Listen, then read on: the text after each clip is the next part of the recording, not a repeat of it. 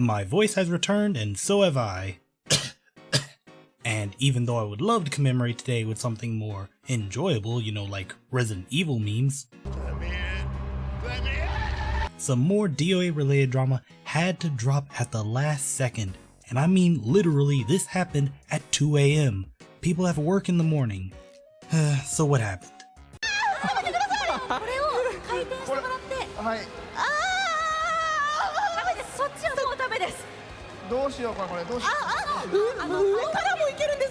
Oh Lord in heaven, someone call the cops. Oh dear God, this again. Okay, what really happened was yesterday was the start of the fairly new EVO Japan 2019, and clearly there was a break in communication as the event opened up with the Dead or Alive 6 exhibition to advertise the upcoming game in all its moderately uninteresting glory. And yes, I am more of a Soul Calibur guy. Also yes, that is partially because they are way more embracing of their attributes. And no, Shinbori, it's not fair that Soul Calibur doesn't get a beating for it while you guys get absolutely flayed, but here we are. Anyways, tangent, the exhibition went pretty standard until the end where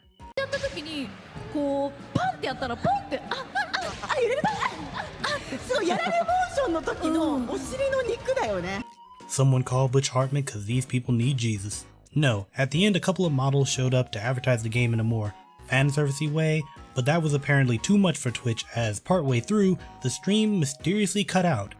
And while I was chilling enjoying Maximilian Dude's stream as his wife was killing it at Tetris Battle Royale, Chad was screaming at him that EVO was banned by Twitch over this. Now, Max pointed out that the Twitch channel was still there, so clearly they weren't banned, they probably just lost internet connection or something.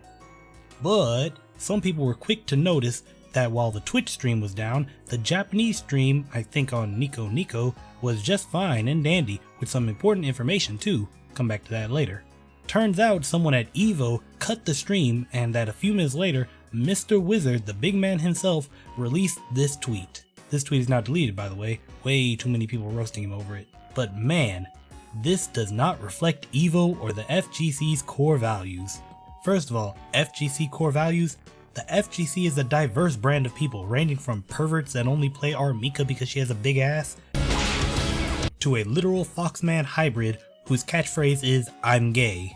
The only core value this community shares is don't be a dick, and they can't even keep that up half the time. But as far as EVO's core values, really? Core values?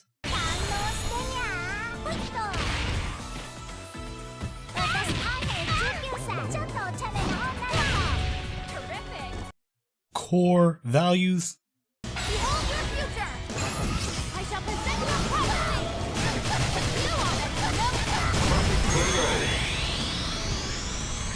You know, I'm just gonna drop all pretenses here. Can we get a heaping helping of Warner Brothers sponsored core values over here, stat?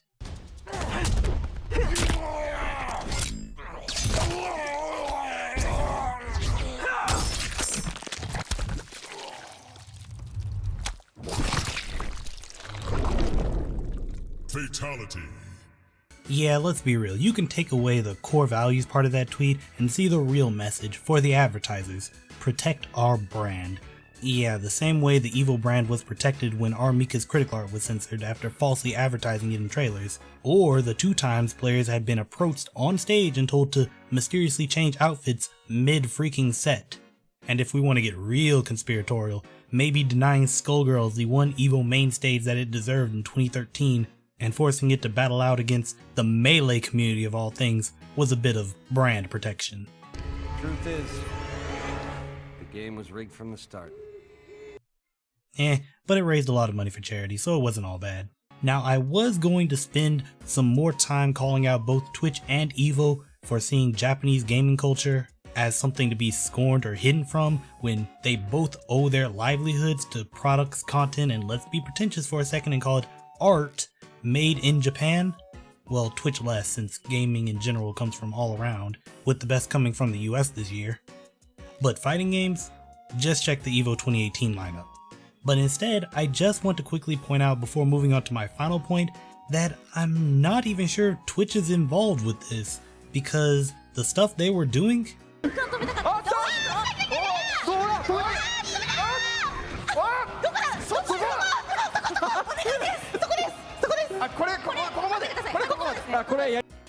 It was kinda juvenile, to be honest.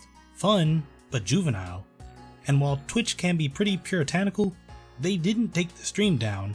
If they did, the channel would have been missing until EVO smacked them with a wad of bills saying bring us back.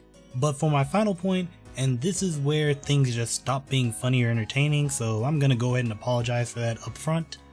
But this is exactly why DOA chose to tone themselves down and betray their core fan base, or maybe not depending on which interview you're reading, in the first place.